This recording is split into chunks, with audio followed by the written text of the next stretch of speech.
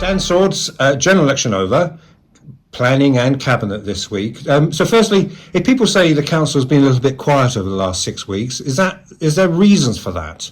Well, I don't think that's entirely the case. There's lots of things we have been getting on with, from house building sites to town centre, regeneration works, all sorts in between. And actually, if you look at what was discussed at Cabinet last night in terms of the council's performance over those last 6 weeks, it's incredibly strong. Things are continuing to improve. We're in a very strong financial position, which month on month is getting better and allowing us to invest even more money into our priorities. So I don't think it's entirely fair to say it's been quiet. Of course, there's been huge focus on the general election, but as you say, that's out the way and we're very much back to business. So you're not one of the councils gone to the government saying we're on the brink of bankruptcy? No, absolutely not. We're absolutely in a really strong financial position. So if you look at the last financial year that ended at the end of March, the council ended in a surplus position. We finished the year within budget, and that was the year, of course, we delivered more than ever. We were recognised as the second most improved council in the country. We froze council tax and spent literally hundreds of millions of pounds on delivering things in the town. But there's an awful lot more to do. So we're now into the new financial year, again, spending hundreds of millions of pounds into the things that people care most about, freezing council tax. And at this point in time, again, as we were last year, we're projected to be well within budget, allowing us to invest even more money. So we're in a really strong financial position. Is there anything that's under threat or possibly go on ice because of a new government? You've got lots of publicity regarding funding streams. Or anything that maybe a bit of a question mark on that? Well, first and foremost, my job is above politics. My job is to do the best for the people of Harlow. So I will absolutely work with our new MP, the new government, to do what is right for Harlow. That includes securing investment. There was a whole plethora of funding announcements that were made by the last government, which should be welcomed by everyone, particularly towards the town centre. Over £100 million was committed. Some of those works are already underway, more to come. There are questions being raised over the most recent £20 million that was announced. And we'll be working with the new government and the new MP to absolutely make sure the money that Robert Halfon secured comes on stream and makes a difference. You looked at your cabinet last night. You've got a fresh, some would say dynamic. It's not really for us to judge. Young cabinet, and you've got people like Hannah Ellis, who just fought the election campaign. People like Alistair Gunn back in. New councillors like Danielle Brown. So you must be encouraged by your team. Yeah, I think, we've got a huge opportunity. Lots of people wrote us off and didn't think we'd win the local elections in May. We did. We've now got 2 years to deliver on all the promises we made, and there are a large number of them, to transform the town. And that's what we're absolutely passionate about doing. I think we're well on the way to doing that. We've made huge progress over the last year, particularly, and already into this new financial year. So there's an awful lot more to do, but we are making great progress. In the background is Sir Frederick Gibbard College, and they're having must be their sports day. Are those questions for yourselves or for the MP about where's the timeline for rebuilding, etc., etc.? Yeah, well, obviously that is a government decision and sits with government, so we'll be working with our MP on that.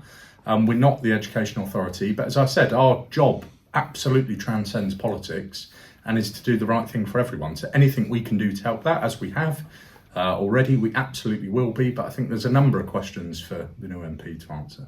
And you're now taking on another role, the chair of, can I get this right, is it the HGGT committee? Can you tell us what that role is and what the benefit possibly with you being chair is? Absolutely. So the Harlow and Gilston Garden Town project was set up in 2017 under a previous Labour Council, and the concept being growing the existing town, 20,000 new homes, and all the benefits that can bring in terms of new jobs, investment, so on to Harlow. I think it's fair to say that in the first few years of that project, Harlow weren't playing the part they should be.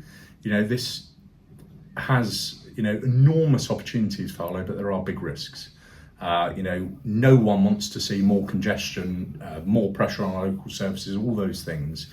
Growth has to be about more investment into Harlow, more doctors, more schools, more, all of the services we care about, better transport options, all sorts of things. So actually what it means in me becoming chair is that this project will now be solely driving the benefits to Harlow. And already in the first few weeks, we have redialed our efforts to make sure that is the case. And is it people really want to see where we do those photo calls with the first shoveling? Putting it, so whether it's Latin Priory or Gilston, do we have any or east of Harlow? Do we have any concept of when we might see actual work? Well, this is a huge project. This makes Harlow the fastest growing place in the country. Faster than Manchester, Oxford, Cambridge, lots of other places in between. So it hasn't happened quickly enough. And as I said, what's most important to me is that this growth is positive for Harlow, because there is a fair reality to this. For whether you agree with it or not, Harlow has been signed up to this for a number of years. It's not something we can unpick. We cannot. Most of these developments currently sit outside Harlow's border. They will go ahead with or without us. Our job is to make sure we get the maximum benefit from these. They aren't putting extra pressure on our local services, and actually those homes are available to Harlow people. That's the most important thing for me.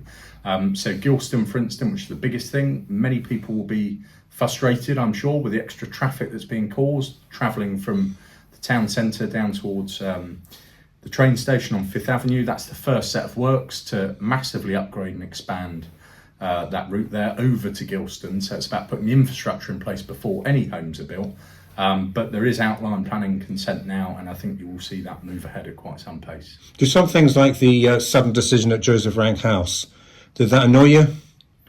It's, first and foremost, what I care about and what we worked very hard on is supporting the residents affected by that. I think sometimes people have a perception that Harlow Council is responsible for everything. Actually, that's a privately owned building. The fire service took a decision about whether they believed that was safe enough for people to be in or not. They took an immediate decision that everyone had to leave that. And actually, Harlow Council worked literally through the night and the next couple of days to ensure that every single person there was rehoused safely, quickly, appropriately, and that was done within a day. And I think that's a massive achievement to our partnership work and lots of other things. But it's part of the job. As I said, my job is to do the very best for the people of Harlow. It's a great privilege, and that's what we work to do. And we'll crack on with the issues you're in control of. But sometimes this conversation seems to have slided towards, do you think there should come a day when you do have more powers, when maybe somebody does need to slip the boundary over to Thornwood or to Much Haddam or like the boundary, to Hatfield, that we have a sort of greater Harlow? I think that, Harlow, is that inevitable? I think that Harlow, as a new town, has very constrained boundaries.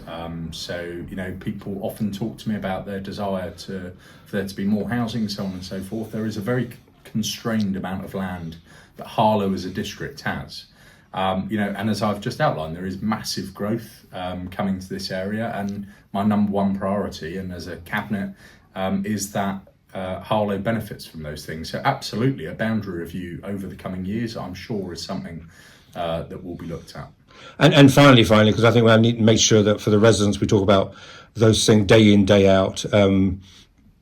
People will see cash coming to the town, and people will say, well, the potholes, the street cleaning, the signs, etc., all that will continue or improve. Yeah, absolutely. But first and foremost, I think the most important job of the council, the first step, is to get the basics right. And fundamentally, I know many of those things weren't happening well enough. We've made big progress towards that, but actually there's far more to do, and that will continue to be our focus over the coming year, whether that's in further improving bin collections, grounds maintenance, landscape maintenance works, all of those things that people really care about, that they pay their council tax to, will absolutely not be lost. Getting the basics right is so important.